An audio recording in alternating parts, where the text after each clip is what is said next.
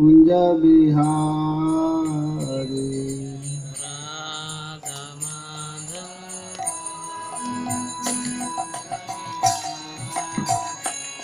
जय राधा माधव कुंज बिहारी।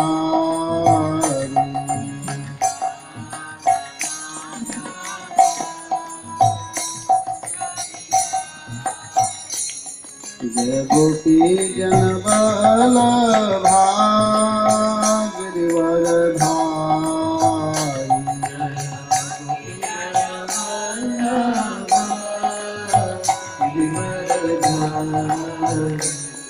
जय गोपी जन वल्लभा गिरिवरधारी। जय गोपी जन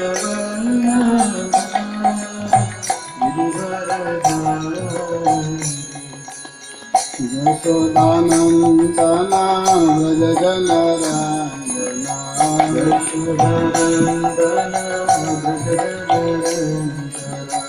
यशोदानंदना व्रज जनरंजना।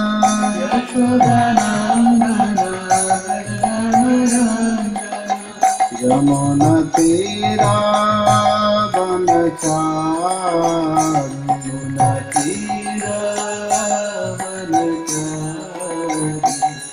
जय राधा माधव कुंज बिहारी। जय राधा माधव कुंज बिहारी। हरे कृष्णा कृष्णा कृष्णा हरे हरे। हरे राम राम राम हरे हरे। हरे कृष्णा कृष्णा कृष्णा हरे राम राम राम हरे हरे। जय राधा माधव राधा माधव राधे। जय राधा माधव राधा माधव राधे। जय राधा मदन मोहन राधा मदन मोहन राधे। जय राधा मदन मोहन राधा मदन मोहन राधे। जय जय प्रभुपाद प्रभुपाद प्रभुपाद प्रभुपाद। जय जय प्रभुपाद प्रभुपाद प्रभुपाद। जय राधा माधव भगवान की, जगत गुरु श्रील प्रभुपाद की, भागवत कथा महामहोत्सव की।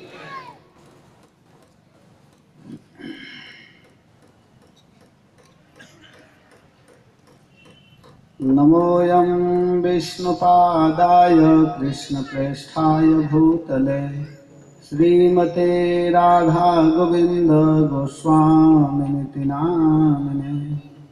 नमस्ते प्रभुपादिय देवं गौरवाणी प्रचार्ये निर्विशेष शून्यवादी ग्राम्य जननी सार्ये। नमोऽयं विष्णुपादाय कृष्णप्रेष्ठाय भूतले श्रीमते भक्ति वेदांत स्वामी नामिने। नमस्ते सारस्वती देवे गौरवाणी प्रचारिणे निर्विशेष शून्यवादी पाश्चात्य देशतारिणे। श्री चैतन्य मनोभीष्टं स्थापितं येन भूतले स्वयं रूपः कदा मह्यं ददाति स्वपदान्तिकम्। वन्देऽहं श्रीगुरोः श्रीयुतपदकमलं श्रीगुरोन् वैष्णवांश्च श्रीरूपं साग्रजातं सहगण रघुनाथान्वितं तं सजीवम् साद्वैतं सावधूतं परिजनसहितं कृष्णचैतन्यदेवं श्रीराधा कृष्णपादां सहगण ललिता श्रीविशाखान्वितांश्च ध्येयं सदा परिभवाग्नमभीष्टदोहम् तीर्थास्पदं शिवविरिञ्चनुतं शरण्यं भृत्यार्तिहं प्रणतपालभवाब्धिपोतं वन्दे महापुरुष ते चरणारविन्दं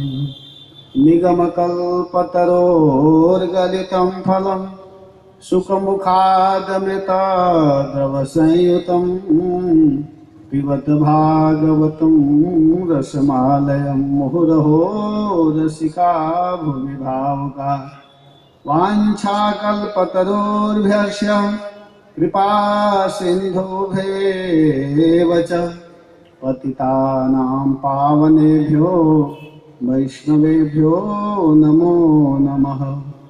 श्रीकृष्ण चैतन्य प्रभो नित्यानंद श्री अद्वैत गदाधर श्रीवासादि गौर भक्तवृंद।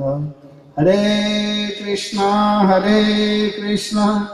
कृष्णा कृष्णा हरे हरे हरे राम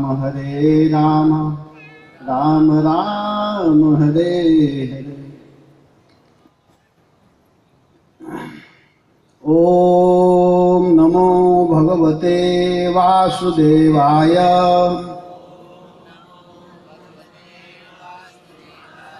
ओम नमो भगवते वासुदेवाय।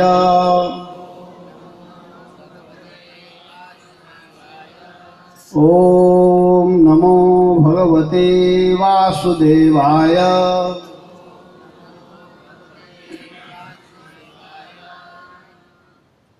हरे कृष्णा।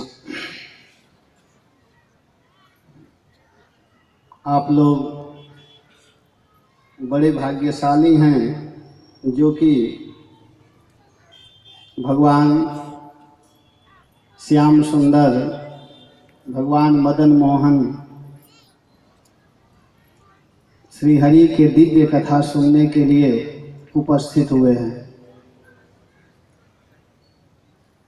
बार बार एक ही बात बताई जा रही है समझने के लिए कि जब व्यक्ति बहुत पुण्य करता है तभी उस व्यक्ति को इस तरह का सत्संग मिलता है। गोस्वामी जी ने तो यहाँ तक कह दिया है कि संसार में केवल दो ही वस्तु दुर्लभ है, संत समागम हरि कथा तुलसी दुर्लभ दो सुतदारायरुलक्ष्मी पापिन के भी हो। कहते हैं कि संत समागम हरि कथा, साधुओं की समागम, जैसे यहाँ जितने लोग आ रहे हैं सब संत हैं। संतों से मिलना, संतों के बीच में बैठना, संतों से बातचीत करना और भगवान श्री कृष्ण की कथा वास्तव में दुर्लभ है। तो यही दो चीज संसार में अगर कहा जाए कि दुर्लभ क्या है तो कहना चाहिए दो वस्तु दुर्लभ है, साधुओं के बीच में बैठना और भगवान श्री कृष्ण की कथा प्राप्त करना। सूत कहते हैं पुत्र को, दारा कहते हैं स्त्री को और लक्ष्मी कहते हैं धन को। सूत, दारा और लक्ष्मी पापिन के भी हो। जो दिन रात पाप करता है, विषय भोग भोगता रहता है, उसको भी यह प्राप्त होता है। लेकिन दुर्लभ क्या है? भगवान श्री कृष्ण की कथा और साधुओं का सत्संग, साधुओं के बीच में उठना बैठना, वार्तालाप करना, बोलना, यह दुर्लभ है। लेकिन हम लोग इतने भाग्यशाली हैं, इतने सौभाग्यशाली हैं कि ये दोनों चीज हम लोगों को प्राप्त है। जो दुर्लभ है वही हम लोगों को प्राप्त है। तो आप विगत 2 दिनों से श्रीमद् भागवत कथा सुनते हुए आ रहे हैं। आज भागवत कथा भागवत सत्र के 3 दिवस है, 3रा दिन, और समय इसी तरह बीत जाता है। चाणक्य जी यहाँ तक कहे हैं चाणक्य नीति में कि आयुषः क्षणेकोपि न लभ्यम कल्पकोटिभिः तस्मात् सर्व प्रयत्नेन क्षण में कम न लंघे। कहते हैं कि व्यक्ति का जो उम्र है, जो आयु है, वह दिन पर दिन एक एक क्षण, एक एक सेकेंड, एक एक मिनट करके बीत रहा है।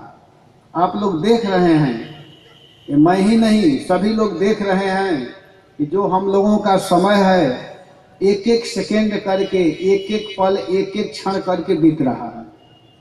और जो समय बीत रहा है उसको अगर हम चाह करके भी कितना हूँ रुपया ला करके दे दें, कितना हूँ पैसा को दे दें, कितना हूँ धन दे दें, और चाहे कि जो समय बीत गया वो मिल जाए, तो मिलने वाला नहीं है, नहीं मिल सकता है। आप रुपया से और वस्तु को खरीद सकते हैं, ले सकते हैं, लेकिन जो समय बीत गया, जो काल समाप्त हो गया, वो आने वाला नहीं है। तो इतने बहुमूल्य अपने समय को फालतू चीजों में क्यों बिताएं? कल हम लोग कथा को सुन रहे थे, प्रहलाद महाराज कहते हैं कि देखिए व्यक्ति जो हैं, उस व्यक्ति के समय बीत रहा है। कैसे बीत रहा है? तो कह रहे हैं कि जो शुरू का समय है 500 वर्ष शतम ह्यायो है। कह रहे हैं कि व्यक्ति के जो किसी भी मनुष्यों का उम्र 100 वर्ष का होता है, ये समझना चाहिए। अगर नियमतः अगर मनुष्य जीवित रहे तो 100 वर्ष तक जीवित रह सकता है। मनुष्यों का उम्र पूर्ण आयु 100 वर्ष का है। तो 100 वर्ष में प्रहलाद महाराज कहते हैं कि व्यक्ति का जो 50 वर्ष का समय है, जो 100 में आधा कर लीजिए, तो आधा जो समय है वह समय किसमें बीतता है जानते हैं? सोने में। आधा उम्र सोने में बीत जाता है। और बचा कितना? 50 वर्ष। अगर जो 100 वर्ष जीने वाले हैं उनके लिए मैं बता रहा हूं, तो जो शुरू के 20 वर्ष हैं वो किस में बीतता है? खेलने में, बालापन में खेल कूद करके बिता देते हैं, मौज मस्ती में खूब खेलते हैं। तो 50 और 20 कितना हुआ? 70 वर्ष। अब बचा 30 वर्ष। और जो 20 वर्ष का समय है उसको कहते हैं कि वे विषयों में, विषय भोग में बीत जाता है। जो गृहस्थ बन जाता है, विवाह कर लेता है, तो यही जानता है कि मेरा तो लाइसेंस बन चुका है, बस विषय भोगते रहो, तो उसी में अपने समय को बर्बाद कर देता है। तो 70 और 20 कितना हुआ? कितना हुआ? हमको नहीं आता है, आप लोग बताइए। 90 वर्ष। और बचा कितना? 10 वर्ष। लेकिन 90 वर्ष के बाद क्या स्थिति होती है व्यक्ति का? बोल नहीं पाता है, चल नहीं पाता है, देख नहीं पाता है, सुन नहीं पाता है, बिल्कुल जर्जर हो जाता है। एकदम यह जो शरीर है यह जर्जर को प्राप्त हो जाता है। जरा रूपी स्त्री उसको स्वीकार कर लेती है। बुढ़ापा। जो आज जवान हैं वो निश्चित रूप से एक दिन बूढ़े होंगे, ये समझना चाहिए। तो फिर हम भजन कब करेंगे? बताइए, आप ही बताइए, हम भजन कब करेंगे? नहीं कर सकते हैं, नहीं कर सकते हैं। इसी बात को प्रहलाद महाराज विचार करते हुए, सोच करके, हम लोगों के लिए विचार करते हुए कहते कि अरे मेरे बुद्धिमान मनुष्यों, मेरे समझदार विद्यार्थियों, सहपाठियों, मित्रों, भक्ति छोटे अवस्था से कर लेनी चाहिए।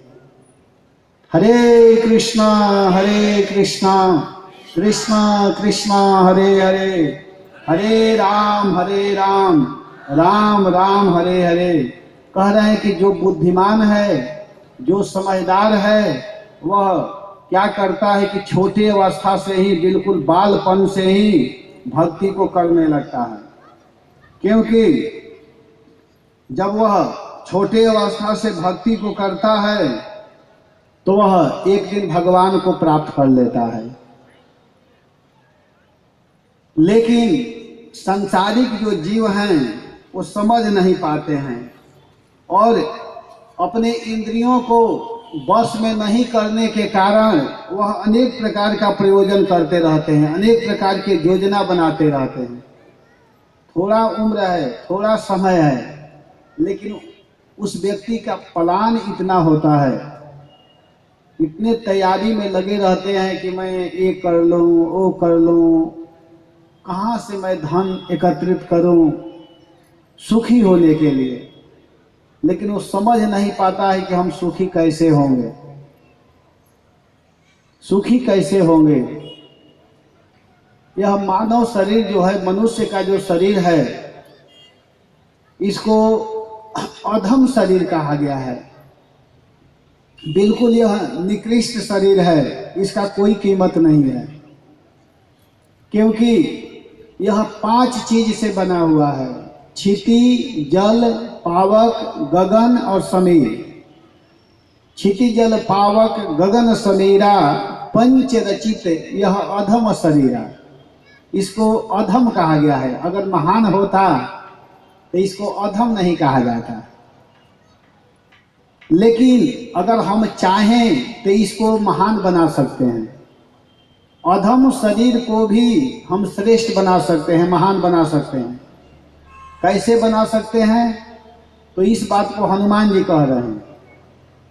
कहते हैं कि यही जो अधम शरीर है, जो छोटा शरीर है, निकृष्ट शरीर है, जिसका कोई कीमत नहीं है, अगर हम चाहें तो इसको महान बना सकते हैं। कैसे?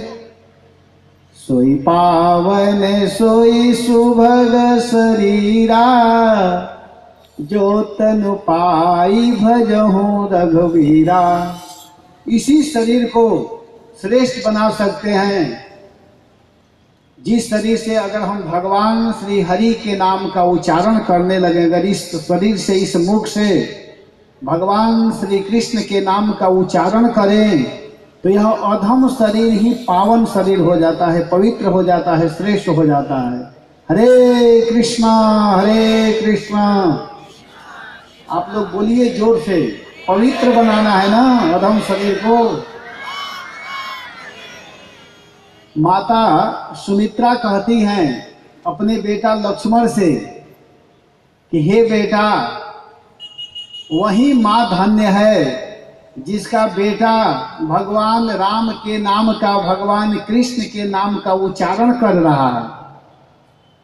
पुत्रवती जुवती जग सोई, रघुपति भगति जासु सुत होई।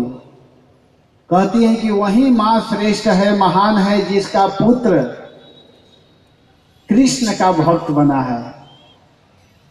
नहीं तो वह माँ धन्य नहीं है, वह पवित्र नहीं है। तो हम लोगों का कर्तव्य है अपने माँ को भी पवित्र कर देना, अपने माँ को भी महान बना देना। ध्रुव जैसा, ध्रुव महाराज छोटे अवस्था में भक्ति किए और अपने साथ साथ अपने माता को भी वैकुंठ पहुंचा दिए। तो हम लोग क्यों न भजन करें कि हम लोगों के भजन के प्रभाव से हमारी माँ भी वैकुंठ जाए।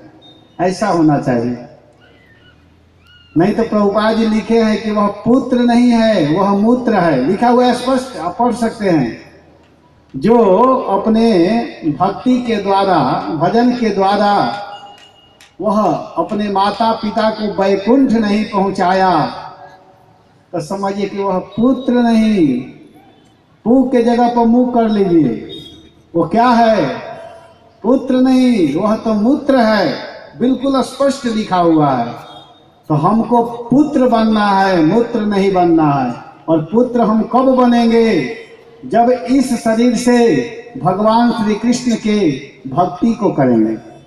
और भक्ति करने का उपाय क्या है? जो हम कर रहे हैं, इससे ज़्यादा कुछ नहीं करना है। सुबह में उठ जाना है, स्नान, प्रेम से जो खा रहे हैं वह कृष्ण के चरणों में देना है।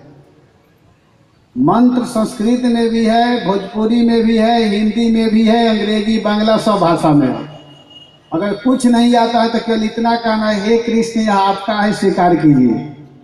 उसमें तुलसी पत्र डाल दीजिए, यही भक्ति है, और उसी को खाना है।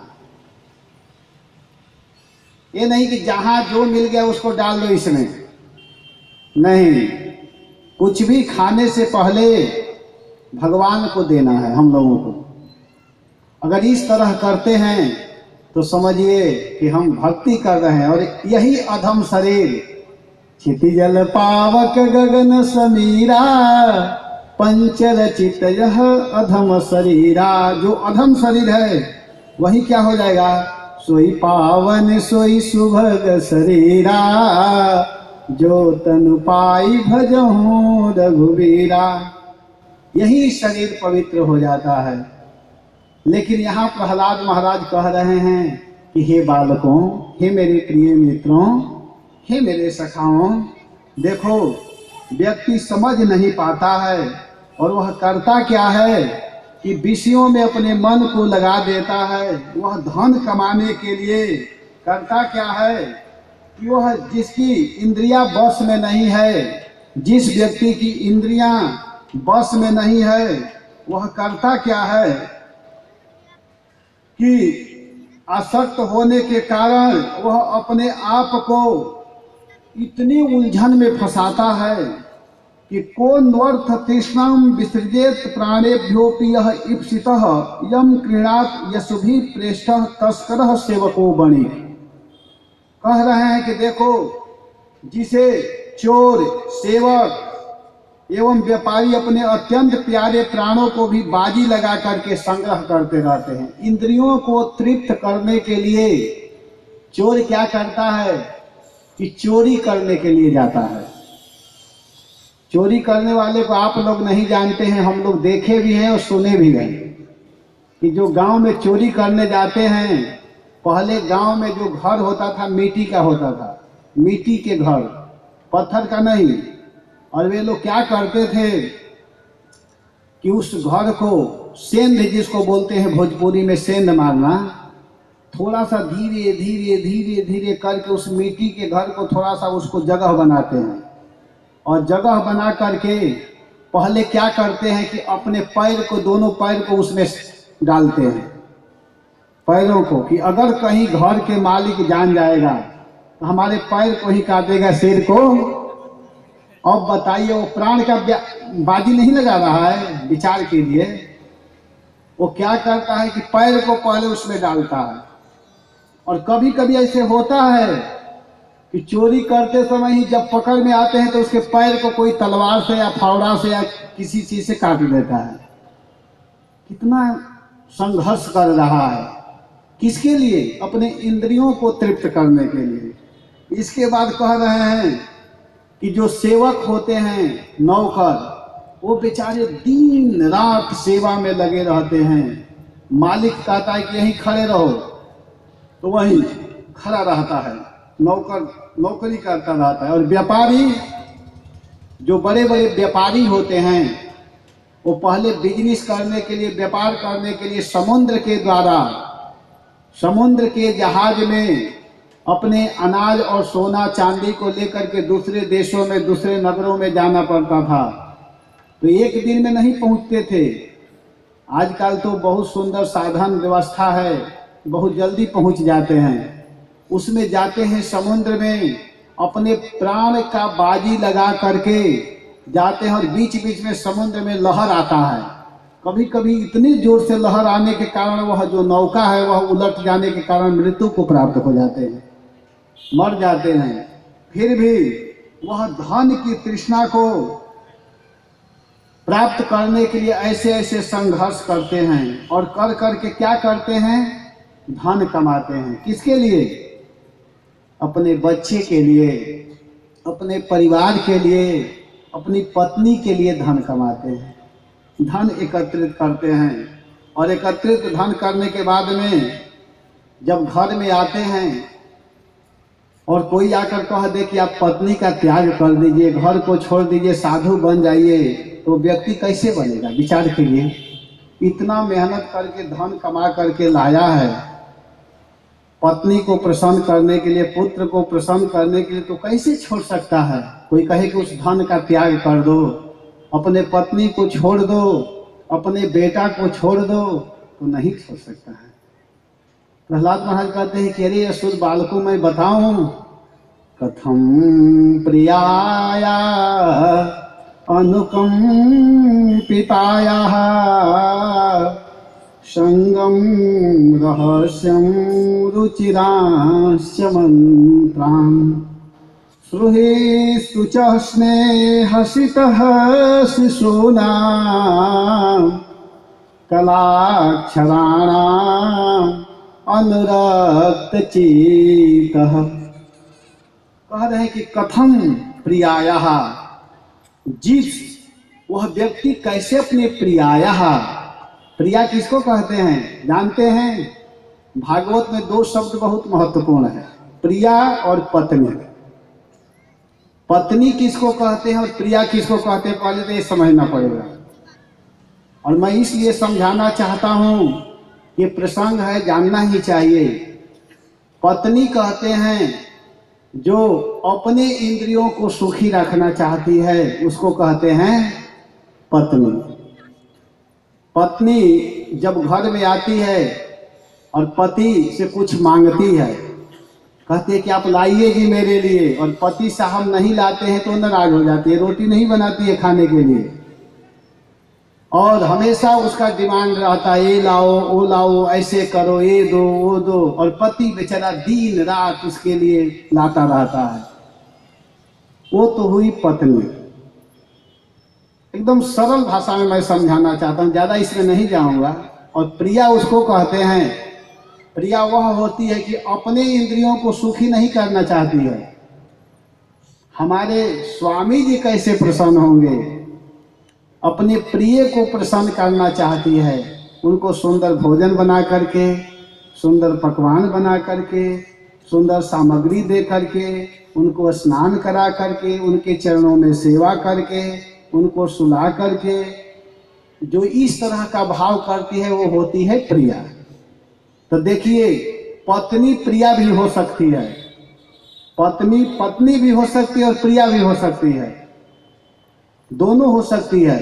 तो यहाँ प्रहलाद महाराज कह रहे हैं कि कथम प्रियायः अनुकंपितायः, जिस व्यक्ति का मन अपने प्रिया में लगा हुआ है, जो व्यक्ति काम करके आया और जो प्रिया जो पत्नी है वह उसके लिए आते ही दरवाजा पर खड़ी है, आ गए, और इस तरह बोल दी, और बोलने के बाद में उसको तुरंत पानी देती है, पिलाती है, और पिलाने के बाद में तुरंत उनको भोजन देती है खाने के लिए, और उसमें भी सुंदर सुंदर पकवान बना करके, जो अपने पति को सुंदर लगे, अच्छा लगे, उनके जो मन में चाह है, जो उनको रुचिकर है, उनके हृदय के बात को जानकर कि आज रोटी खाएंगे कि जाड़ा का दिन है हलवा खाएंगे गाजर का, अगर इस बात को समझ करके बिना बताए बिना कहे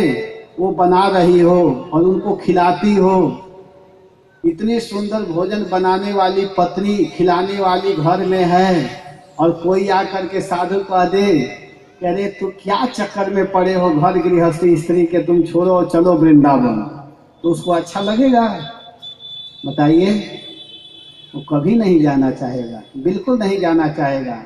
जो पत्नियां होती हैं वह अपने पति को ऐसे ऐसी क्रियाओं के द्वारा प्रसन्न रखती है, खुश रखती हैं। कहाँ तक बताया जाए। प्रहलाद महाराज कहते हैं कि मनुष्य को अपनी पत्नी, जो अपनी पत्नी होती है, वह दो प्रकार से आनंद देती है। ऐसे तो बहुत प्रकार है आनंद देने का, लेकिन मुख्य यहाँ प्रभुपाद जी लिखे हैं कि दो प्रकार से आनंद देती है। वो दो प्रकार क्या है कि पहले वह जीभ को प्रसन्न रखती है। जीभ क्या है कि जीभ को प्रसन्न कैसे रखती है कि पहले तो मीठे स्वर में बात करती हैं, खूब सुंदर बोलती हैं, और इतना सुंदर बोलती है कि उसका जो पति होता है वह आकर्षित हो जाता है, हमेशा खुश रहता है, प्रसन्न रहता है। और इसके बाद में जब देख लेती है कि हमारे वाणी में वह आ गए, तब अब क्या करती है कि उनके लिए सुंदर पकवान बनाती है, सुखद भोजन तैयार करती हैं, और उस भोजन को जब वह खाते हैं तो उनका जीभ तृप्त हो जाता है। अगर व्यक्ति के अनुकूल भोजन मिले, प्रसाद मिले, तो उसका जीभ क्यों नहीं प्रसन्न रहेगा।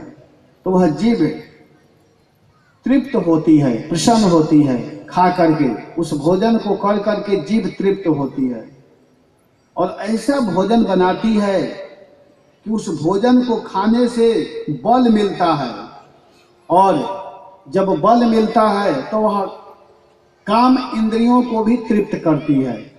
मतलब जब उसके शरीर में शक्ति होते हैं तो वह अपने पत्नी के साथ में रह करके आनंद का अनुभव करते हैं, और वास्तव में गृहस्थ जीवन का मानते हैं कि यही परम अर्थ है, परम पुरुषार्थ है।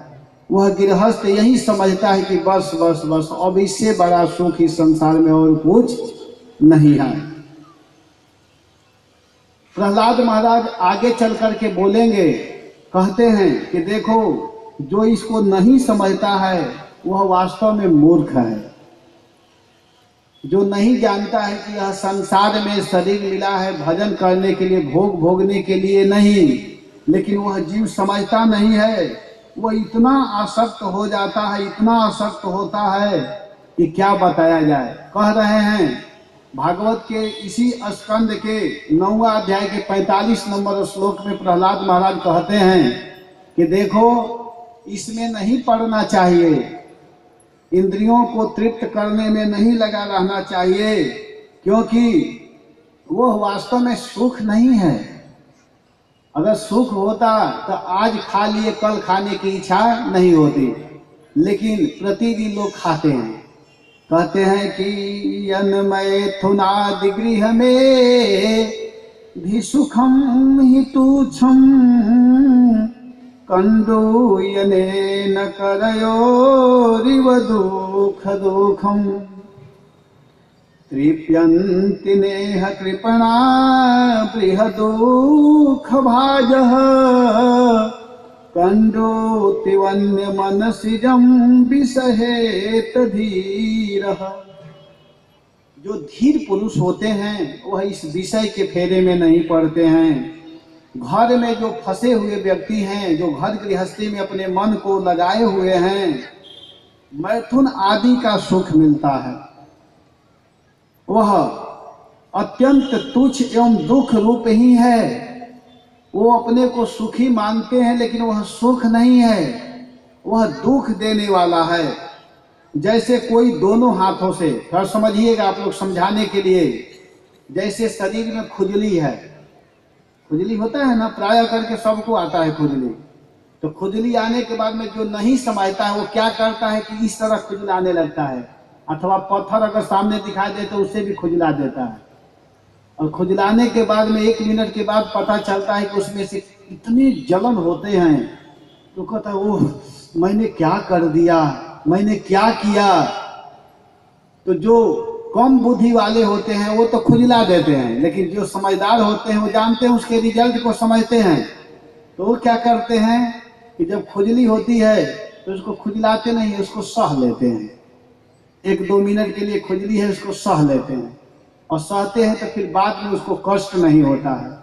वैसे ही यहाँ पर कह रहे हैं कि जो घर गृहस्थी में जिसका चित्त लगा हुआ है, मन लगा हुआ है, वह व्यक्ति यह नहीं जानता है कि दुख होने वाला है। वो बेचारा नहीं समझता है और करता क्या है कि स्त्री के साथ भोग भोगता है, स्त्री पुरुष के साथ भोग भोगती है और मनुष्य बहुत दुख भोगने के बाद में भी उससे आघाते नहीं हैं, उससे वह तृप्त नहीं होते हैं, लेकिन उनको सुख नहीं मिलता है। वह दुख देने वाला विषय है लेकिन उसी के फेरे में पड़े हुए हैं। लेकिन ठीक प्रहलाद महाराज कहते हैं कि जो मूर्ख हैं, जो ना समझदार हैं, उनके लिए कहा जा रहा है। लेकिन ठीक इसके विपरीत जो बुद्धिमान हैं, जो धीर पुरुष हैं, वह वैसे ही उस विषय से अपने को अलग हटा लेते हैं जैसे शरीर में खुजली आते समय वह खुजलाते नहीं हैं।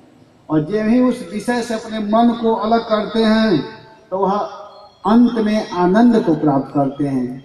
यहाँ स्वयं भगवान कहते हैं गीता में, गीता के 5वां अध्याय के 22 नंबर श्लोक में स्वयं कृष्ण बोल रहे हैं कि हे अर्जुन, आपको पता है, कहते हैं कि यही संस्पर्श जाब होगा दुख यो नय एवते आद्यंतवंत कौन्तेय न तेषु रमते बुध।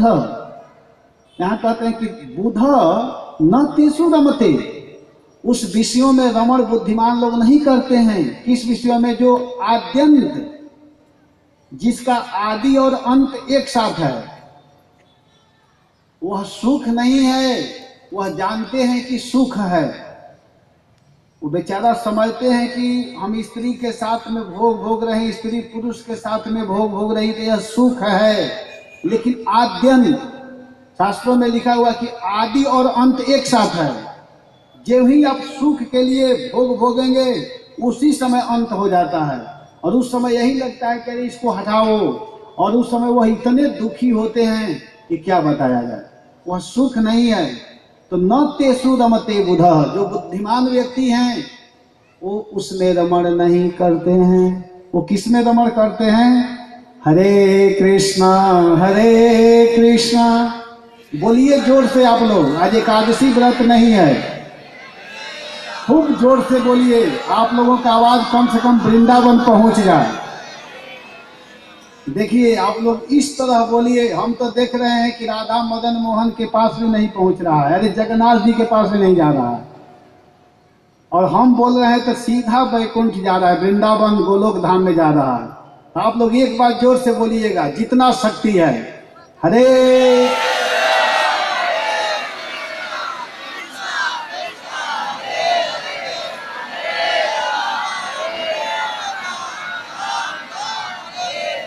इसमें रमते हैं। कौन रमते हैं? धीरः, जो धीर होते हैं, जो बुद्धिमान होते हैं, जो बुद्धिजीव होते हैं, वो भगवान के नाम में रमण करते हैं, विचरण करते हैं, घूमा करते हैं। वो विषयों में नहीं रमते हैं, क्योंकि विषयों का रिजल्ट जानते हैं, उसका आदि और अंत एक साथ है। जब ही हम आदि करते हैं अंत होता है, समाप्त हो जाता है। तो उसमें न रमते, उसमें महापुरुष लोग, जो बुद्धिमान लोग हैं, जो प्राज्ञ लोग हैं, जो धीर लोग हैं, कृप्यन्ति नेह कृपणा बृहदुख भाजः कंडूतिवन मनसिजम विसहित धीरः, धीर शब्द आया है। और यहाँ आया है न रमते बुध, बुध और धीर, बुद्धिमान और धीर, धैर्य धारण करने वाले न रमते तेषु, उन विषयों में नहीं रमण करते हैं। यहाँ कह रहे हैं प्रहलाद महाराज कि ठीक है आप कह रहे हैं, लेकिन जानते हैं वह जो विषयी व्यक्ति है, जो दिन रात विषय के लिए, अपने इंद्रियों को प्रसन्न करने के लिए प्रयास करता है, जिनको सुंदर सुंदर पतली पतली रोटी खाने को मिल रही है और अपने प्रिया के सुंदर बात सुनने को मिल रहा है, कथम प्रियायाः अनुकंपितायाः संगम रहस्यम रुचिरांश मंत्राम। कहते हैं कि देखो, अरे आप कह रहे हैं कि रुचिरान, जो खूब सुंदर प्रिय वाक्य बोलने वाली पत्नी है तो कैसे छोड़ेगा? यहाँ तक कि जो कड़वा बोलने वाली होती है उसको भी नहीं छोड़ता है। जो भले डंडा लेकर के खड़ी है दरवाजे पर कि आओ ताई तुम्हारा मैं खबर लूंगी, उस स्त्री का भी त्याग नहीं करता है। अरे भैया जो मधुर बोलने वाली है उसको कैसे छोड़ेगा?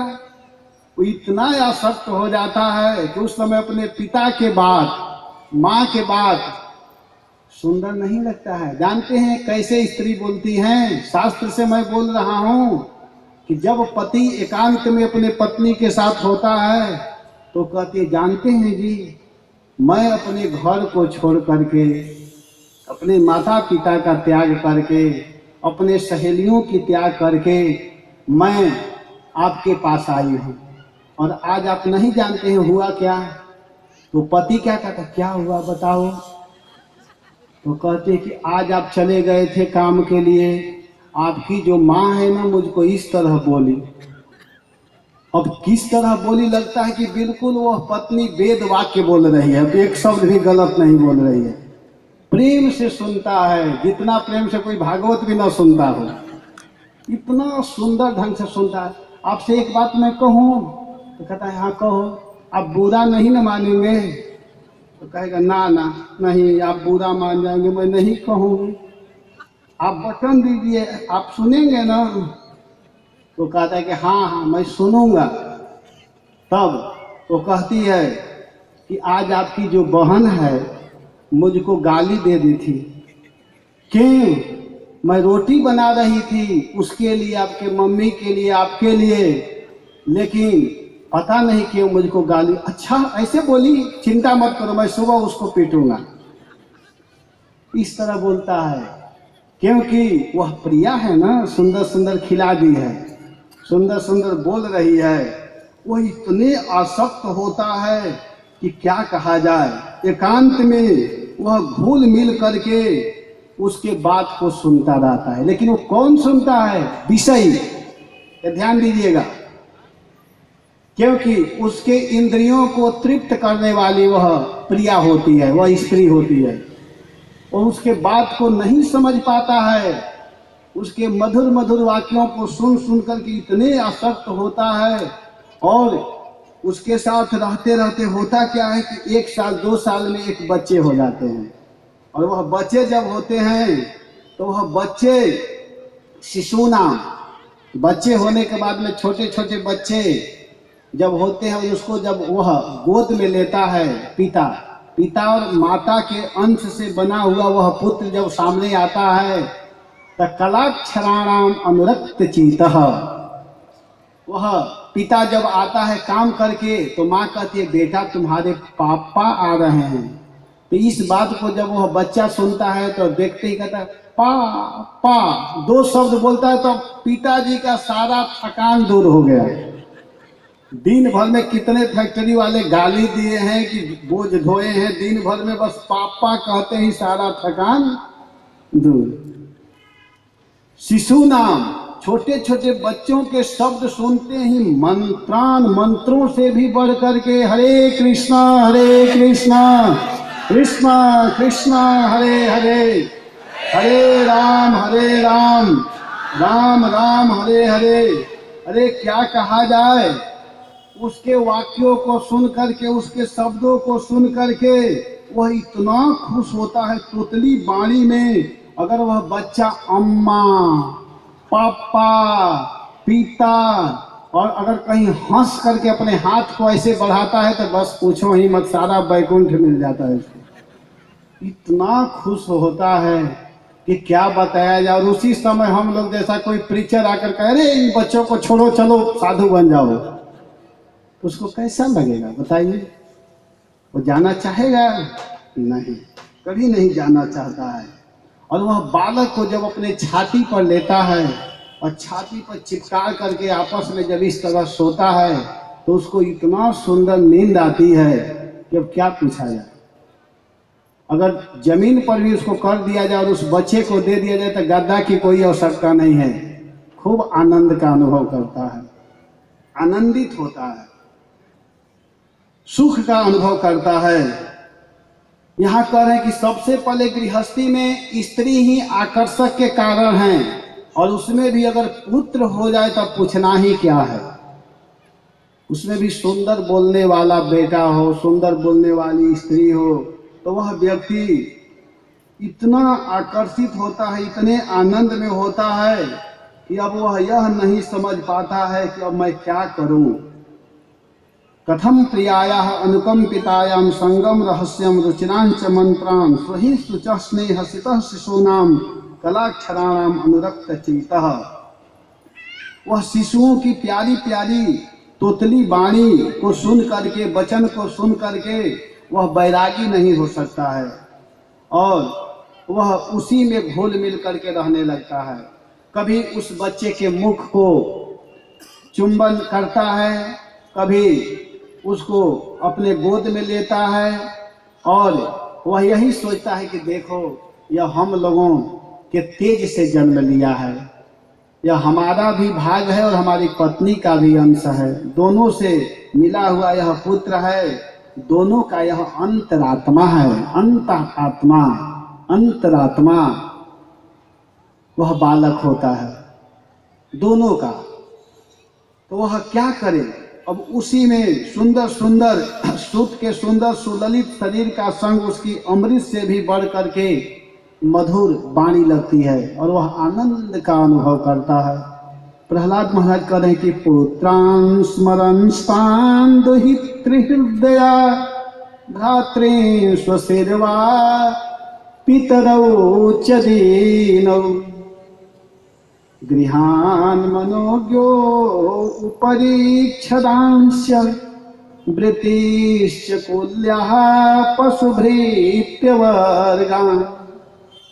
पुत्रान् पुत्रों की और पुत्रियों की, भाइयों की, बहनों की, वृद्धावस्था के कारण दीन हुए माता पिता की, सुंदर मनोहर सैया बिछौना आदि प्रचुर परिच्छदों की, और घर में जितने धन कमा करके लाया है, गाय भैंस जो भी वस्तु है उसका, मकान बनाया है उसका, सेवक आदि की स्मृति इतना बनी रहती है कि उसको छोड़ नहीं पाता है। यहाँ पर प्रहलाद महाराज बहुत सुंदर बात कह रहे हैं। कहते हैं कि देखो वह क्या करता है कि जब उसके पुत्र उससे प्रेम करते हैं तो वह कैसे छोड़ेगा, अपने पुत्रों को याद करता है कि अगर मैं चला जाऊंगा तो मेरा लड़का कैसे घर को देखेगा, घर का कैसे पालन करेगा। पुत्र की कितने लाल प्यार दुलार से उनका पालन पोषण करता है और पालन पोषण करता है तो उसको छोड़ना नहीं चाहता है। बेटे को पढ़ाता रहता है, बच्चों को खूब पढ़ाता है, मजदूरी कर करके मेहनत कर करके पढ़ाता है और पढ़ाने के बाद में जब वही लड़का बड़ा हो जाता है, लड़का उससे प्रेम नहीं करता है, भले पिता अपने पुत्र से प्रेम करे। सच्ची घटना है, हम लोग सुने हैं और देखते भी हैं। एक गांव का किसान था, वो बेचारा खेती करता था, प्रतिदिन हल जोतता था और हल जोत करके अपने लड़कों को पढ़ाता था।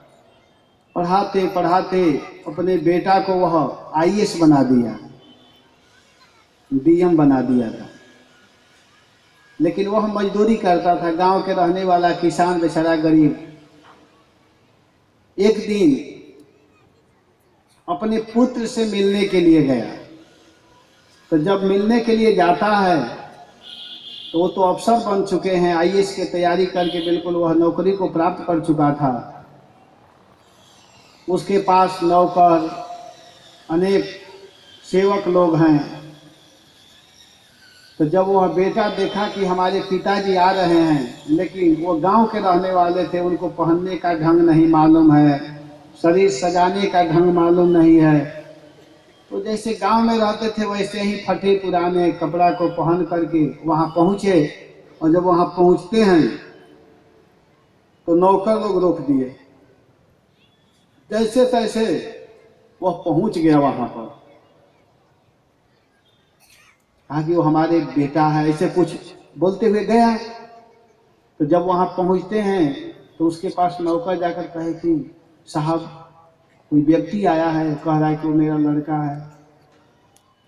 कौन है वास्तव में, आपके बताइए। और सोचा कि मैं कैसे कहूं कि मेरे पिताजी हैं।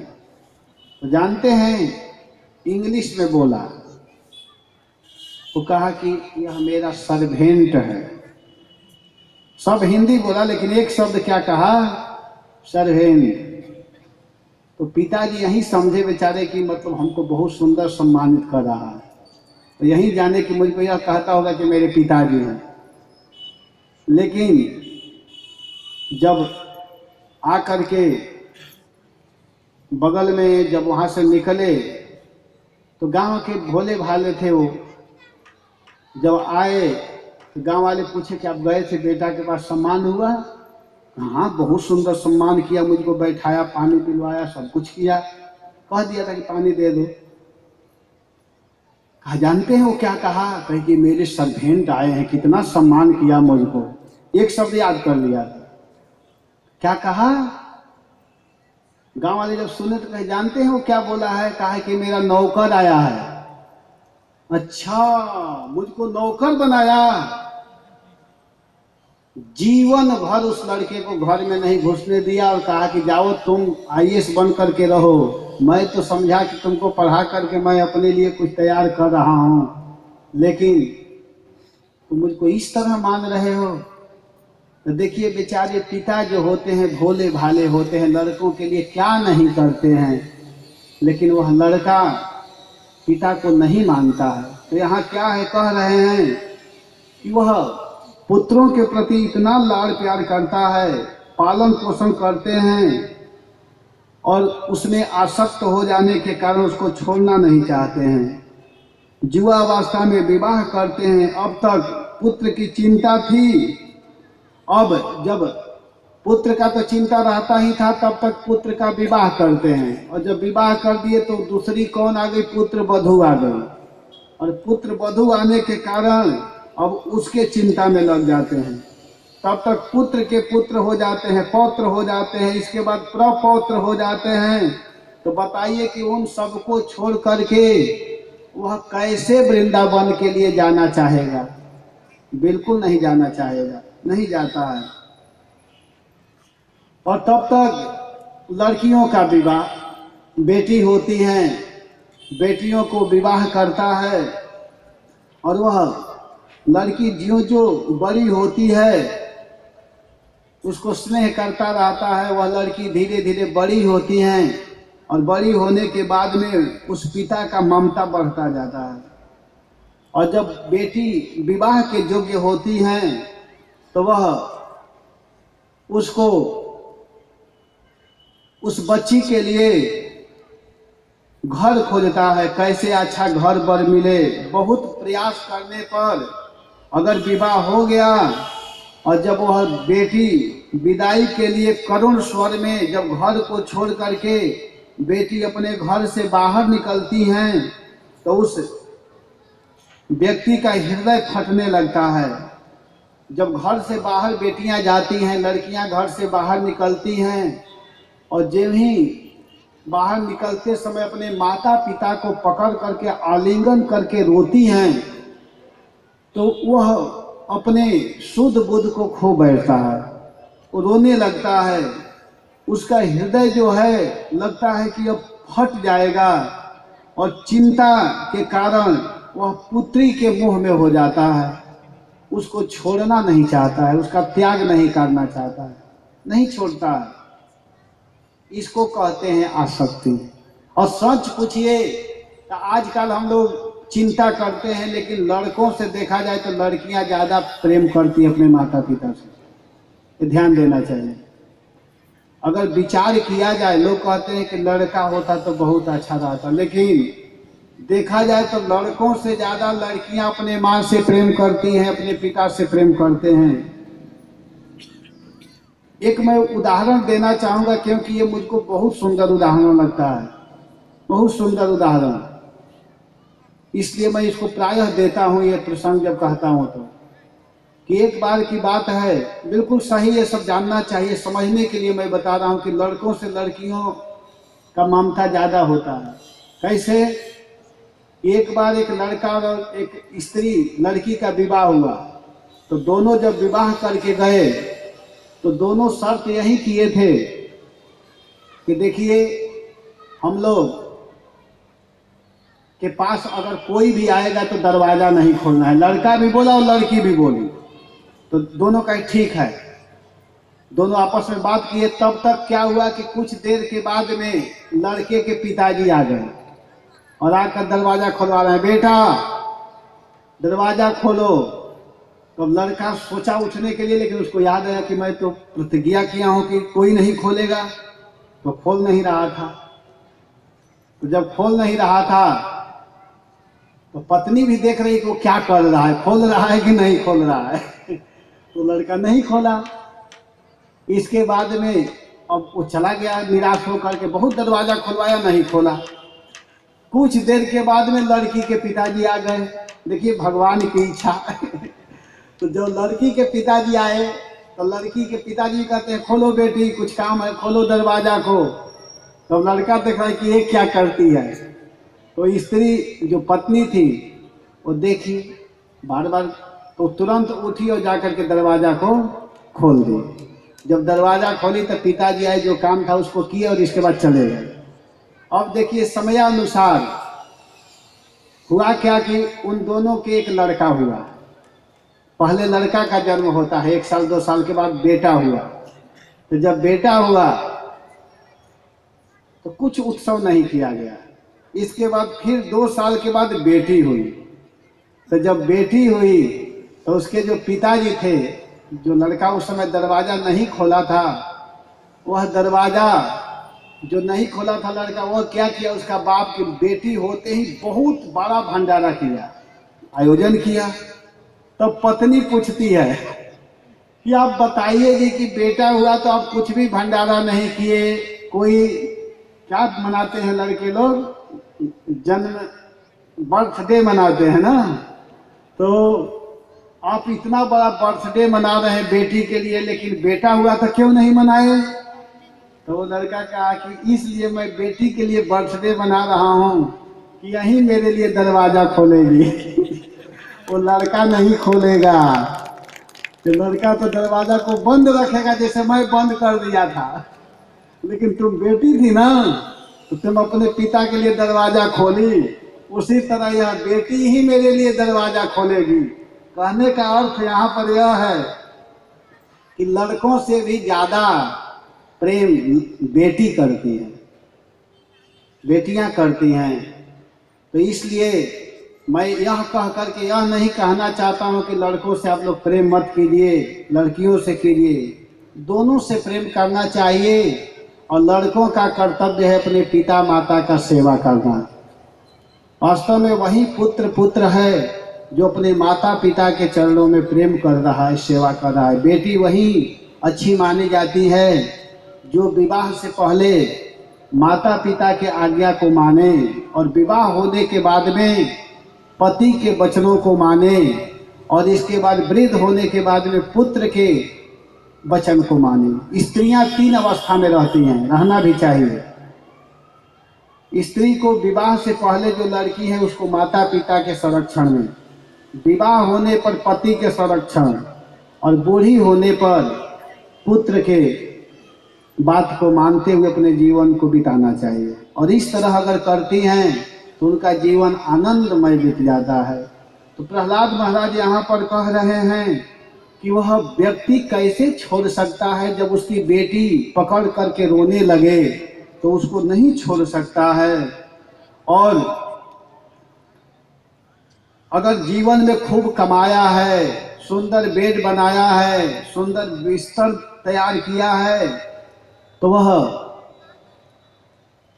जब कहीं जाता है तो उसको याद आती है, अरे अरे मैं यहाँ आया हूँ, मेरे घर में कितना सुंदर पलंग, कितना सुंदर बिछौना, कितना सुंदर रजाई, कितना सुंदर सब सामग्री, और मुझे यहाँ सोने के लिए कंबल भी नहीं मिल रहा है। तो उसको घर की याद आने लगती है। तो वह कैसे छोड़ सकता है, नहीं छोड़ सकता है। और वह बेचारा बार बार उस गद्दे, तकिए, गलीचे, नाना प्रकार के मेरे घर में वाहन हैं, 2-2 4-4 कार खड़ी हैं, और मैं यहाँ आकर के पैदल चल रहा हूँ, यहाँ मुझे मधुकरी मांगना पड़ रहा है, तो सब याद आने के कारण वह व्यक्ति भजन को नहीं कर पाता है। इसी बात को प्रहलाद महाराज कह रहे हैं कि वह परिजन प्रजा परिवार वाले हैं, घर में हाथी घोड़े गौ आदि हैं। आशा यह है कि सभी में मन आसक्त रहता है और उस आसक्त के कारण इस सबसे मन को हटा करके एकमात्र भगवान हैं उनके ओर लगाना बहुत कठिन है। लेकिन कौन नहीं हटाता है, ध्यान दीजिएगा, जो विषयी है, जो इंद्रियों को तृप्त करना चाहता है। लेकिन ये ध्यान दे लीजिए कि अगर थोड़ा सा बुद्धिमानी करेंगे, ये सबसे अलग अपने मन को करेंगे, तो निश्चित रूप से हम हमेशा के लिए आनंद का अनुभव करेंगे। वो हमेशा आनंद देने वाला है। वो क्या है? भगवान का नाम। भगवान का नाम इतना महत्वपूर्ण है कि भगवान के नाम राम से भी बढ़ करके है, कृष्ण से बढ़ करके भी भगवान का नाम है। कहाँ कहे लगी नाम बड़ाई, राम न सकहि नाम गुण गाई। नाम तो इतना महत्वपूर्ण है, इतना श्रेष्ठ है कि इसके महिमा को भगवान राम भी नहीं गा पाते हैं, भगवान कृष्ण भी अपने नाम के महिमा को नहीं गा सकते हैं। प्रश्न होंगे कि कैसे, नाम कैसे भगवान से बड़ा हो सकता है? तो कह रहे हैं कि राम तो केवल जीवन में एक स्त्री का उद्धार किए। राम एक तापस तिय तारी, नाम कोटि खल कुमति सुमानी। कह रहे हैं कि राम तो केवल एक स्त्री का उद्धार किए। किस स्त्री का उद्धार किए थे?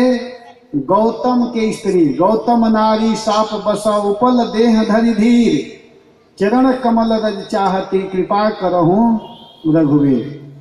हे राम, हे भगवान, यह गौतम की स्त्री है, इसके ऊपर आप कृपा कर दीजिए। तो भगवान अपने चरण का स्पर्श किए और उसका उद्धार हुआ। तो राम एक तापस तिय तारी, लेकिन नाम हजारों हजार करोड़ों पापियों को उद्धार किया है। किसको उद्धार किया है? अजामिल जैसे पापी व्यक्ति को उद्धार करने वाला भगवान का नाम है। अजामिल बहुत बड़ा पापी था, बहुत बड़ा पाप किया था। वह ब्राह्मण घर में जन्म लेने के बाद भी, ब्राह्मण का काम है भगवान के नाम का जप कीर्तन करना, इतने पवित्र कुल में जन्म लेने के बाद में भी अजामिल पाप किया था। लेकिन वह कह क्या दिया? नारायण। जब ही 4 अक्षर वाले नाम का उच्चारण किया, भगवान कितने दयालु हैं कि अपने 4 सेवकों को भेज दिए। 4 अक्षर का नाम उच्चारण किया तो 4 उनके पार्षद आ गए। और जो बार बार कृष्ण कहेगा तो हजारों हजार पार्षद आ जाएंगे हम लोगों को बचाने के लिए। हरे कृष्णा हरे कृष्णा,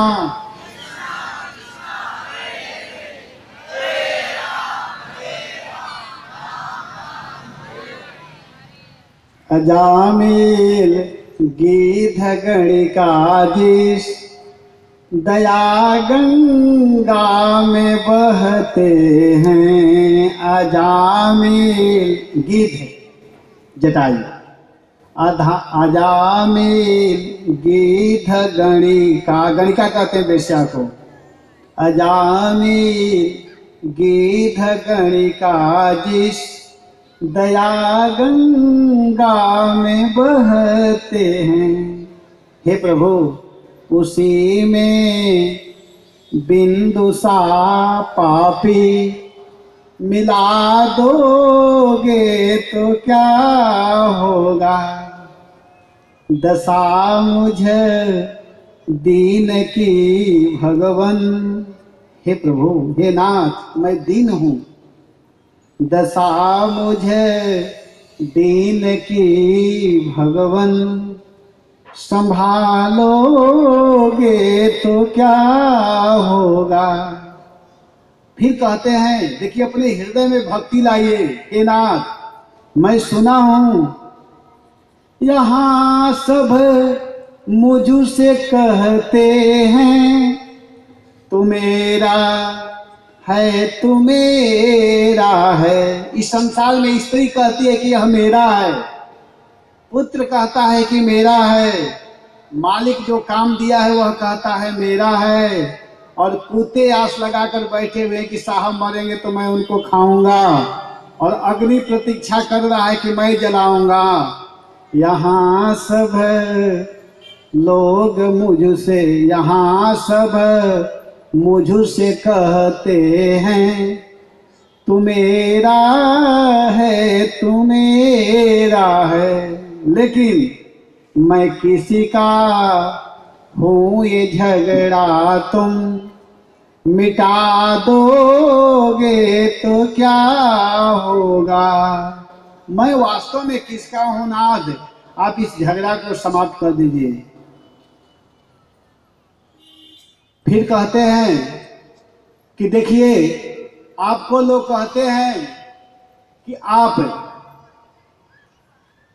क्या करते हैं कि आप पापियों के पाप को दूर करने वाला हैं, और मैं बहुत बड़ा पापी हूं।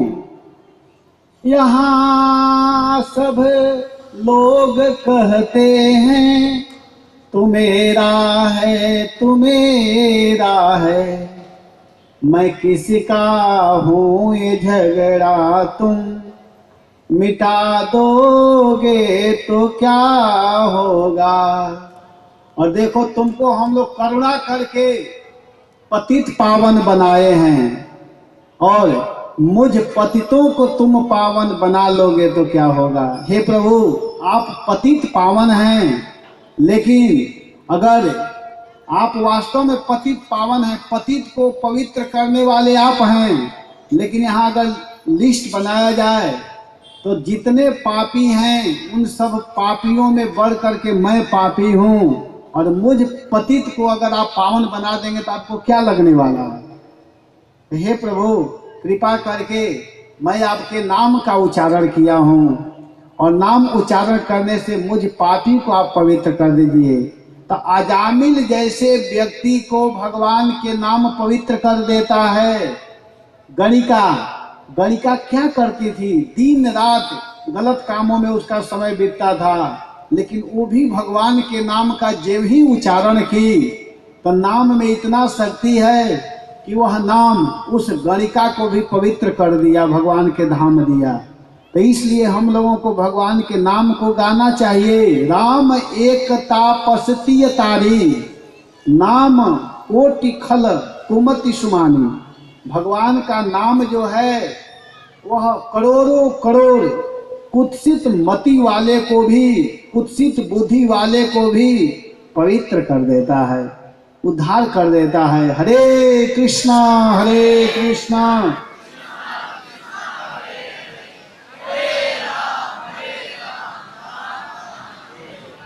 तो इसलिए यहाँ कह रहे हैं कि देखो ध्यान देना है हम लोगों को कि ये सब विषयों के चक्कर में न पड़ करके भगवान के नाम का स्मरण करना यही जीव का स्वभाव होना चाहिए। लेकिन जीव क्या करते हैं कि अपने जन इंद्रियों को, रस इंद्रियों के सुख को ही सर्वस्व मान बैठते हैं। कुछ लोग ऐसे होते हैं कि क्या बताया जाए। त्यजेत कोशस्पृदिवेहमानः कर्माणि लोभाद् वितृप्त कामः औपस्थजह्यं बहुमन्यमानः कथं विरजेत दुरन्तमोहः। जो अज्ञानी व्यक्ति जो इस बात को नहीं समझता है वह जन इंद्रियों को और रस इंद्रियों के सुखों को ही सर्वस्व मान बैठता है। केवल रसना को तृप्त करना चाहता है।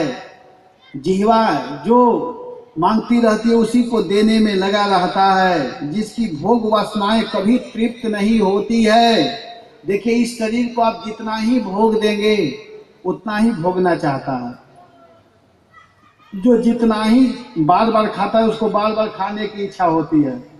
तो इसलिए इससे बचना चाहिए, इसके चक्कर में नहीं पड़ना चाहिए। जो जन इंद्रिय और रस इंद्रियों के सुख को ही सर्वस्व मन बैठा है, जिसकी भोग वासनाएं कभी तृप्त नहीं होती, जो लोभवश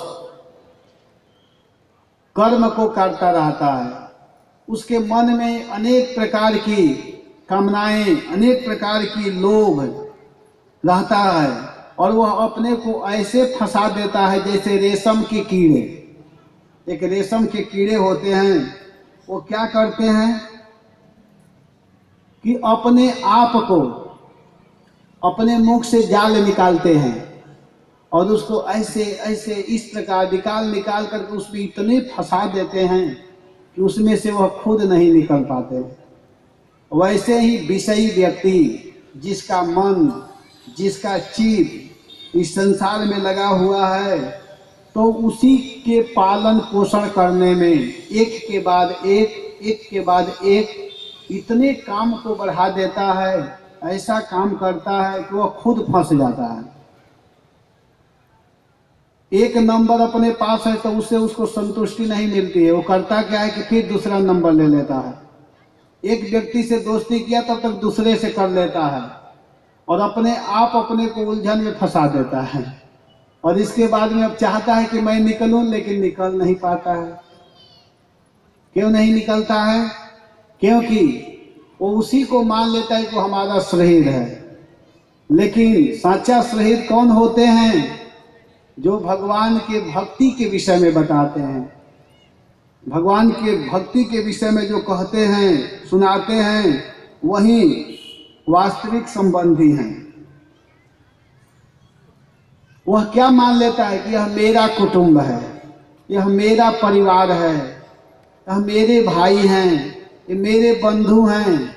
मम और मेरे के फेरे में पड़ करके वह अज्ञानी जीव इतना आसक्त होता है, इतना आसक्त होता है कि उसको क्या करना है, क्या नहीं करना है, किम कर्तव्य विमूढ़ हो जाता है। हमको करना क्या है इसको समझ नहीं पाता है। यह शरीर किसके लिए मिला हुआ है इसको नहीं समझ पाता है। लेकिन जो बुद्धिमान व्यक्ति हैं, जो धीर व्यक्ति हैं, वो समझते हैं। इस बात को भगवान ऋषभ देव अपने पुत्रों को समझा रहे हैं। भगवान ऋषभ देव अपने पुत्रों को समझाते हुए कहते हैं कि हे मेरे पुत्रों, भगवान ऋषभ देव के 100 लड़के हैं। देखिए, पिता का धर्म क्या है, पुत्र का कर्तव्य क्या है, एक सच्चे सुहृद का दायित्व क्या होना चाहिए, ये सब बातें भागवत में विस्तार रूप से वर्णन किया गया है। भगवान ऋषभ देव अपने 100 लड़कों को बैठा करके, प्रत्येक पिता का कर्तव्य है अपने पुत्र को भगवान के विषय में सुनाना, भगवान के विषय में बताना, वही सच्चा पिता है। भगवान ऋषभ देव अपने पुत्रों को बैठा करके कहते हैं कि हे मेरे बेटा, हे मेरे पुत्रों, भागवत के 5वें स्कंद के 5वां अध्याय के प्रथम श्लोक में बोलते हैं कि नायं देहो दे भाजान्द्रलोके कष्टान कमान अर्हते वेद भुजा में तपो दिव्यं पुत्र कायेन सत्वं शोधेदयस्मात् ब्रह्म सौख्यम त्वनंतम। कह रहे हैं कि हे मेरे पुत्रों, हे मेरे प्यारे बच्चों, यह जो शरीर मिला हुआ है, अयम देह न, यह जो मनुष्य का शरीर है, जिस शरीर में हम आए हुए हैं, जिस शरीर को हम प्राप्त किए हैं, यह शरीर विषय भोग भोगने के लिए नहीं मिला हुआ है। तो मान लीजिए प्रश्न हो सकता है कि फिर किसके लिए मिला हुआ है? अरे हम लोग कितना तपस्या किए हैं, कितने लाख योनियों में भटकते हुए आए हैं, इतना सुंदर मानव शरीर प्राप्त कर लिए, और आप कह रहे हैं कि खाओ मत, सो मत। फिर कब सोएंगे? कुत्तों को इतना सुंदर बेड थोड़े मिलेगा सोने के लिए? ये प्रश्न हो सकता है। एक बार मैं एक व्यक्ति से कहा कि अरे जग जाओ, अब उठने का समय हुआ है। तो कह रहे प्रभु जी आप क्या कह रहे हैं, इतना सुंदर भगवान व्यवस्था दिए हैं, ये कुत्ते शरीर में थोड़े मिलेगा इतना सुंदर व्यवस्था सोने के लिए। खूब सुंदर खाने के लिए कुछ अगर सामने आ जाए तो मत खाओ, ये तो तुम बहुत बार खाते हुए आए हो। तो नहीं नहीं, इतना सुंदर मलाई थोड़े कुत्तों को मिलेगा खाने के लिए। अरे मिला है जावत जीवेत सुखम जीवेत, जब तक जियो सुख से जियो। कुछ लोग बोलते हैं, प्रश्न होगा कैसे सुख से जिएंगे? सुख से जीने के लिए तो रुपया चाहिए, तभी ना सुख से जिएंगे। हाँ रुपया का व्यवस्था मैं बताता हूँ ना। ऋणम कृत्वा, जाकर के ऋण ले लो, कर्जा ले लो।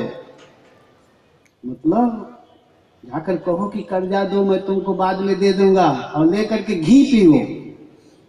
जावत जीवेत सुखम जीवेत ऋणम कृत्वा घृतम पीवेत, और इतना घी पियो कि मर जाओ।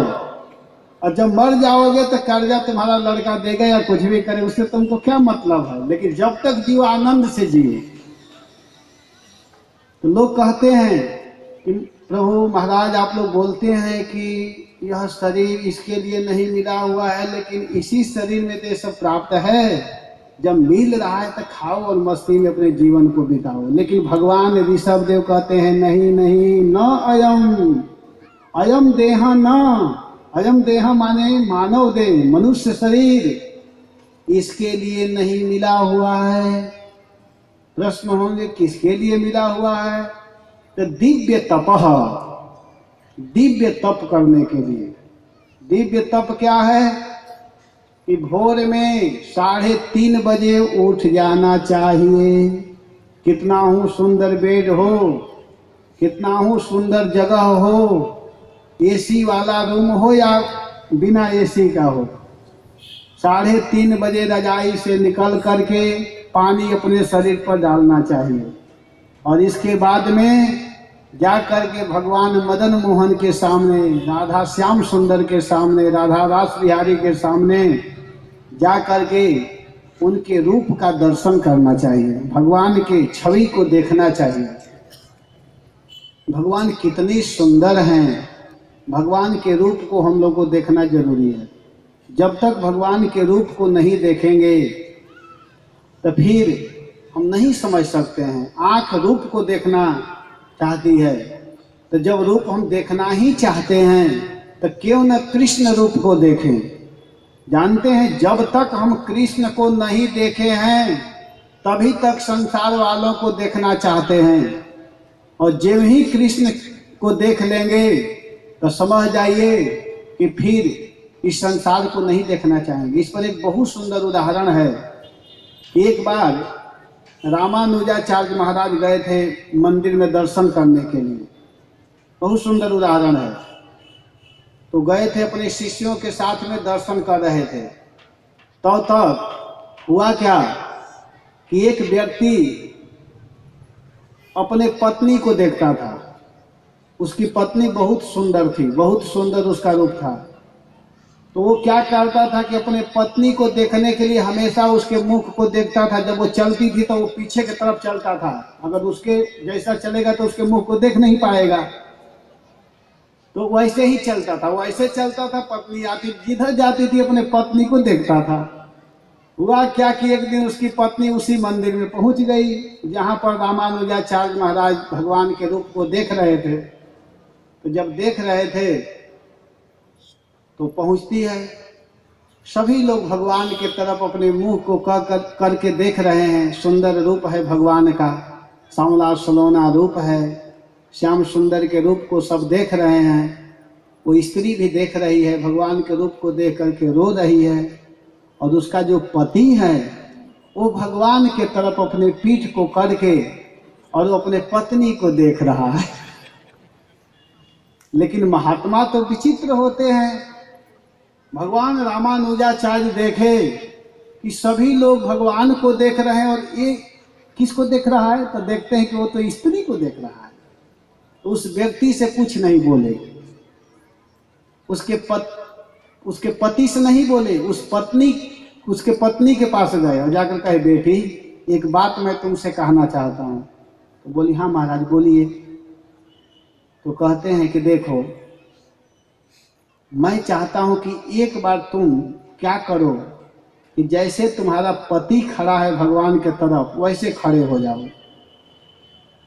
कहीं क्यों? तुम वैसे जा करके खड़ी हो जाओ। तो कहती है कि क्यों? देखो हमारी इच्छा है। देखिए भगवान के भक्त कैसे जीवों के ऊपर कृपा करना चाहते हैं। तो स्त्री सोची कि महात्मा कह रहे हैं, संत के बात को मान लेना चाहिए। मातु पिता गुरु प्रभु की वाणी, बिनहु विचार मान शुभ जाने। इस शास्त्र कह रहा है कि माता के बात को, पिता के बात को, भगवान के बात को और गुरु के बात को, गुरु मतलब साधु गुरु होते हैं, जो संत हैं, उनके वचनों को मान लेना चाहिए। तो स्त्री समझ रही थी, चलो महात्मा कह रहे हैं, इनके बात को मैं मान लेती हूँ। तो मान करके क्या की कि अपने पीठ को भगवान के तरफ कर दी। और रामानुजाचार्य भगवान से डायरेक्ट बात करते थे, कहे कि हे प्रभु, आप तो हमेशा सुंदर हैं, सुंदर रूप में दिखाई देते हैं, लेकिन कृपा करके इस जीव के ऊपर भी कृपा कर दीजिए। हे नाथ, आप कृपा कीजिए। हुआ क्या कि जब ही रामानुजाचार्य भगवान से प्रार्थना किए, भगवान अपनी सुंदरता को, अपने रूप को ऐसे प्रकट किए कि वह व्यक्ति अपने पत्नी को देख रहा था। तब तक भगवान के मुख से, भगवान के शरीर से दिव्य तेज, और उस तेज को देख करके, उस रूप को देख करके जब ही वह व्यक्ति देखा, अब भगवान के रूप को देखने लगा।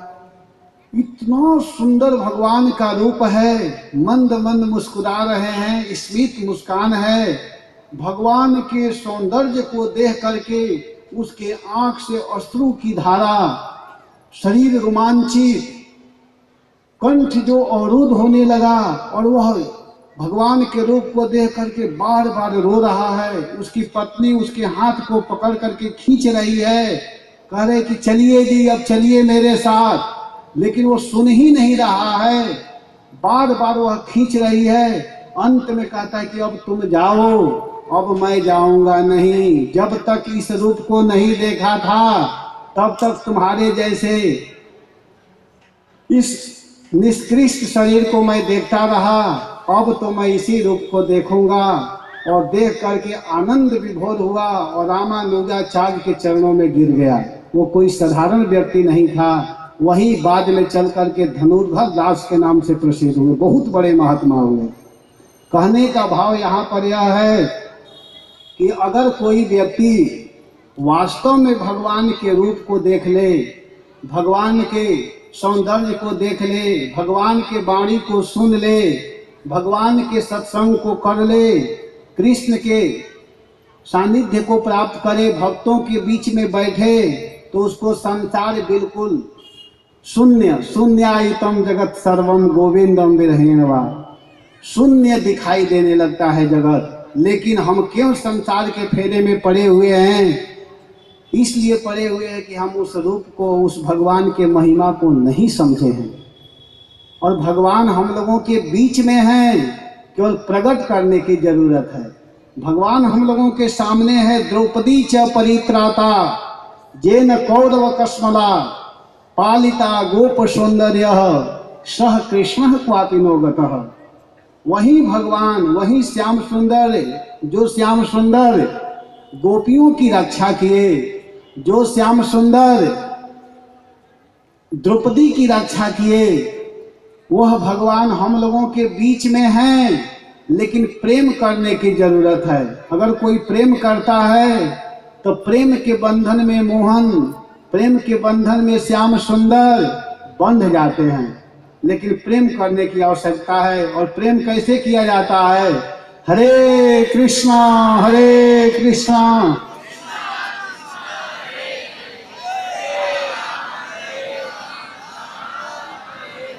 लेकिन जो व्यक्ति इस बात को नहीं समझता है वही संसार के फेरे में पड़ा रहता है। धान घर गृहस्थी अपने को इतना फंसा देता है, उसी के फेरे में पड़ करके वह दुख भोगता रहता है और उसी को सुख मानता है, लेकिन सुख उसमें नहीं है। अगर हमेशा हमेशा के लिए सुखी होना हो तो करना क्या पड़ेगा? ये सब से अपने को अलग हटा करके भगवान श्री हरि के चिंतन को हम लोग को करना पड़ेगा, करना जरूरी है।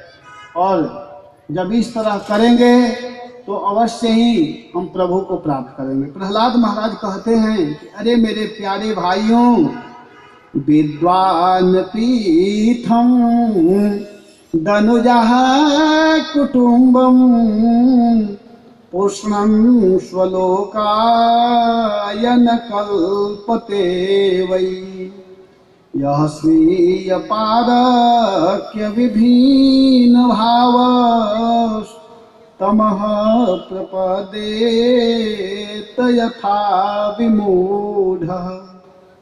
कह रहे हैं कि हे मेरे प्यारे मित्रों, हे मेरे प्यारे भाइयों, जो व्यक्ति इस प्रकार अपने कुटुंबियों के पेट पालने में लगा हुआ है, जो अपने परिवार वालों के पेट पालने में लगा है, कभी भी वह भगवत भजन को, भगवान के नाम कीर्तन को नहीं कर सकता है। नाम कीर्तन को तो वही कर सकता है जो संसार के सभी प्राणियों को अपना मानता है, जो केवल इसके फेरे में पड़ा हुआ कि यह मेरा है, मैं हूँ, अहम और मम के फेरे में जो पड़े हुए हैं, वह कभी भजन नहीं कर सकते हैं। भजन तो विद्वान पुरुष करते हैं, भजन तो बुद्धिमान जन करते हैं। और बुद्धिमान कौन है? कौमार आचरित प्राज्ञ, वही प्राज्ञ है जो छोटे अवस्था से ही भगवान के नाम का कीर्तन करता है। नारद जी जैसे महान भक्त हम जीवों को कल्याण करने के लिए घूमते रहते हैं, भक्ति कराना चाहते हैं, भक्ति को बताना चाहते हैं, लेकिन उसको वही समझ पाता है जो प्राज्ञ है, जो बुद्धिमान है। विद्वान वह विद्वान हो तब तो वह भगवान के भक्ति को करेगा, लेकिन जो विद्वान नहीं है उसका तो बात ही क्या है। परमात्मा की प्राप्ति विद्वान हो तो बड़े बड़े विद्वान लोग भी, बड़े बड़े ज्ञानी लोग भी कभी कभी मोहित हो जाते हैं, मोहित होते हैं। भगवान को समझने में बड़े बड़े विद्वान जो हैं वो भी अपने बुद्धि जेवी लगाने का प्रयास करते हैं, मोहित हो जाते हैं। भागवत के पहला श्लोक में ही बताया गया है कि मुह्यन्ति यत् सूरयः। भागवत के पहला श्लोक में व्यासदेव जी कहते हैं कि उस प्रभु को समझने में मुह्यन्ति यत् सूरयः, यत् सूरयः अपि मुह्यन्ति। बड़े बड़े जो सूरी लोग हैं, ज्ञानी लोग हैं, यहाँ तक कि भगवान का दूसरा बपू बलराम भी जब उस प्रभु को नहीं समझ पाते हैं तो साधारण ज्ञानियों की बात ही क्या है। लेकिन उस प्रभु को समझने का एक सुगम मार्ग है भक्ति। कोई ज्ञान के द्वारा भगवान को नहीं समझ सकता। कोई ज्ञानी व्यक्ति अगर भगवान को समझना चाहे, कृष्ण को समझना चाहे तो नहीं समझ सकता है। कृष्ण को समझने के लिए भक्ति की आवश्यकता है, और भक्ति बिना पढ़ा लिखा व्यक्ति भी कर सकता है। भक्ति करने के लिए, भजन करने के लिए, भगवान के नाम को जपने के लिए, भगवान को स्मरण करने के लिए ज्ञान की जरूरत नहीं है। आप ध्यान दीजिएगा, बहुत सुंदर यहाँ पर भाव है कि कृष्ण को प्राप्त करने के लिए ज्ञान की जरूरत नहीं है, भक्ति की आवश्यकता है। सुंदर स्वर की जरूरत नहीं है, सुंदर संगीत की आवश्यकता नहीं है, सुंदर रूप की जरूरत नहीं है, कृष्ण भक्ति को देखते हैं। मन में जिज्ञासा प्रश्न होंगे कि इस तरह के बात क्यों कर रहे हैं, बिना ज्ञान के, बिना संगीत के, बिना कला के भगवान कैसे प्रसन्न होंगे। भगवान भाव को देखते हैं, भगवान भक्ति को देखते हैं, भगवान प्रेम को देखते हैं। इस पर एक बहुत सुंदर उदाहरण बाबा देते हैं। मैं बाबा से सुना हूँ, फिर परम पूज्य गौर कृष्णदास गोस्वामी महाराज भी इसको बताया करते थे, और महाराज श्री भी कितने बार बताए हैं, गुरु महाराज, कि भगवान प्रेम को देखते हैं, भक्ति को देखते हैं। इस पर उदाहरण यह है कि एक बार भीमसेन के नाम को सभी लोग सुने हैं, सभी लोग जानते हैं। भीमसेन के मन में आया कि जब देखो तब अर्जुन बहुत सुंदर धनुष जानता है, अर्जुन बहुत सुंदर गाता है, अर्जुन बहुत सुंदर बाण चलाता है। यह देख करके भीम के मन में आया कि मैं अर्जुन जैसा नहीं बन सकता हूँ क्या। देखिए, भाइयों में भी होड़ लगी रहती है, चाहते हैं कि मैं उनसे आगे हो जाऊं। तो भीम के मन में आया कि मैं किस माने में कम रहूं अर्जुन से, मुझे भी अब संगीत सीखना है। भीम के मन में एक दिन आया। तो भीम क्या किया, आप लोग इधर ध्यान दीजिए, प्रसाद मिलेगा सबको, प्रसाद मिलने वाला है, लेकिन थोड़ा ध्यान दीजिए, इस बात पर सबको ध्यान देने की जरूरत है कि भीमसेन के मन में क्या हुआ कि मैं भी अर्जुन जैसा बन जाऊं। तो क्या किए कि गदा तो चलाना जानते थे, एक हारमोनियम खरीद करके लाए और उसको ला करके अभ्यास करने लगे अपने घर में, जहाँ सब 5 भाई रहते थे। द्रौपदी जहाँ पर रहती थी वही ला करके हारमोनियम का अभ्यास करने लगे। जो उसका मंत्र होता है अभ्यास करने का, सा रे ग म प ध नि सा, सा नि ध प म ग रे सा, इसका अभ्यास करते थे। लेकिन मैं जितना कम बोल रहा हूँ वैसे नहीं बोलते थे, वो बहुत जोर से बोलते थे। इस आवाज को सुन करके सभी लोग घर में जितने सदस्य थे सब दिक्कत में थे, डिस्टर्ब थे, लेकिन कोई कुछ कह नहीं पाता था। तो महाराज युधिष्ठिर अर्जुन को कहे कि अर्जुन जाकर समझाओ ना भीम को।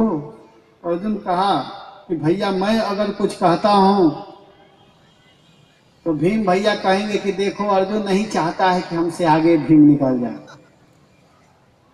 अर्जुन कहे कि नहीं, मैं नहीं कह सकता, वैसे भी मैं उम्र में छोटा हूं। और नकुल सहदेव कहे कि नहीं नहीं, मैं तो भीम भैया के पास जाऊंगा ही नहीं कहने के लिए। और युधिष्ठिर कहे कि अगर मैं कुछ कहता हूं तो भीम यही कहेगा कि आप अर्जुन को माना नहीं किए, केवल मुझको रोकते हैं। तो युधिष्ठिर महाराज द्रौपदी जी से कहे कि हे देवी, तुम जाओ और जा करके भीम को समझाओ, तुम ही समझा सकती हो। द्रौपदी 5 भाइयों की पत्नी थी। तो हुआ क्या कि द्रौपदी महारानी आई और आकर के भीमसेन से कहती है कि स्वामी जी, आप जानते हैं संगीत एकांत का विषय है। अगर आप सीखना चाहते हैं, जल्दी अभ्यास करना चाहते हैं, तो आपको क्या करना पड़ेगा कि एकांत में जाकर के अभ्यास कीजिए। दत्तचित्त होकर के एकांत में जब अभ्यास करेंगे जल्दी संगीत सीख लेंगे। भीम सोचे कि हमारी पत्नी मुझसे कितना प्रेम कर रही है, चाहती है कि जल्दी मैं सीख लूं। अब वो बेचारे क्या किए कि हारमोनियम को लिए और लेकर के घना घोर जंगल में चले गए और वहां जाकर के अभ्यास करने लगे। भीमसेन खूब आनंद में हारमोनियम का अभ्यास करने लगे। हुआ क्या कि 2-4 दिन से एक धोबी का गदहा भूल गया था।